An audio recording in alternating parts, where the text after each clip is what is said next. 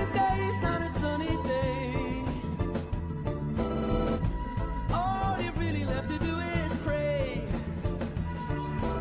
And when a rainy day, it's not a rainy day. What more can you ever say? Except go away. Go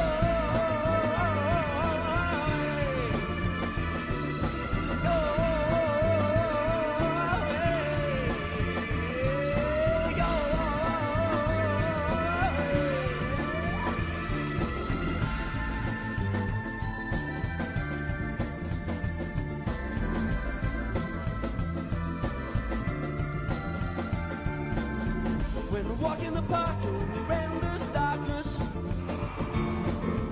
When I walk in the park, only renders darkness. When I walk in the park, only renders darkness. Oh, 'cause there are no ducks to feed, no ducks to feed, my friend. I know. Go away. Go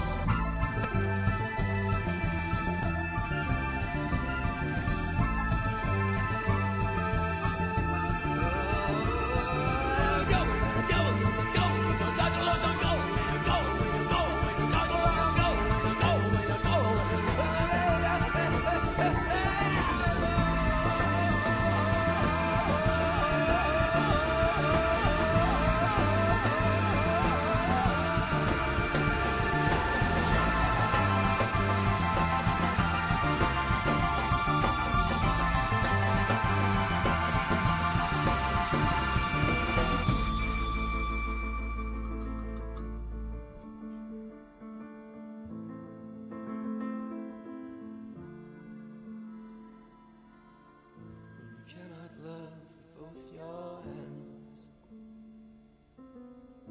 You cannot love with both your hands. You cannot love with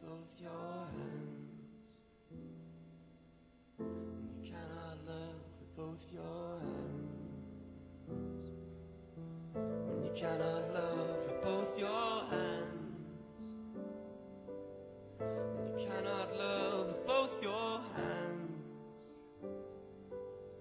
When you cannot love with both your hands. When you cannot love with both your hands. When you cannot love with both your hands, I'll tell you, when you cannot love with both your hands. When you cannot love with both your hands, well, chop them off and bury them in the sand. Oh, come on, go. The only thing I want you go.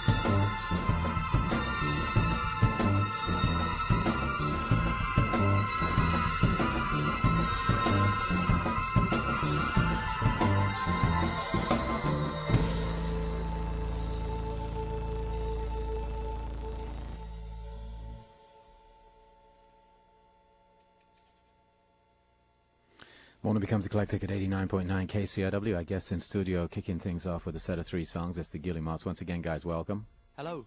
Who am I going to be talking to? Fife? I think Fife and Arista. She's going to talk to you as well. Arista. Yeah. Let's talk a little bit about this band. How you guys got together. We just met. I don't know, 20 minutes ago or something. At which time you told me that everybody's from different places. So that's seems like a good enough place to start. You're based in London, though, I'm guessing, right?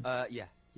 Okay. Well, maybe Fife, you can tell us how this this confluence of events came together to. I'm not sure really. Yeah, I kind of moved. You're from Birmingham. I'm from Birmingham, my yes. hometown. As are you, yes.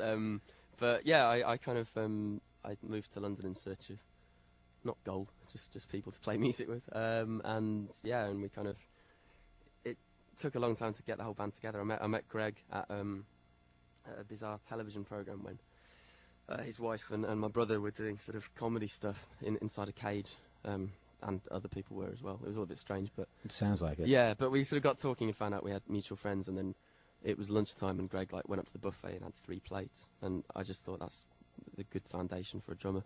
Right. So Someone who likes to eat a lot. Someone who likes to eat a lot and Right. yeah, and likes music. So Yeah. he we started playing together, and then I put an ad in the NME. Well, I put an ad everywhere, but the initial ad was a photograph of me reading a music magazine with huge glasses on, looking quite scary, and no one replied to it. So I worded it a bit differently, and then McGraw got in touch, telling me he played typewriter and stuff. Yeah, I think- well, we've got a typewriter in the studio there. Yeah. We've had a lot of different things in there over the years, and quite often, obviously, laptops. They're a big part of what bands bring in, but I've never seen anybody bring a typewriter into the studio before. Yeah, well, he's always equipped. This is McGraw. He's always ready. All right.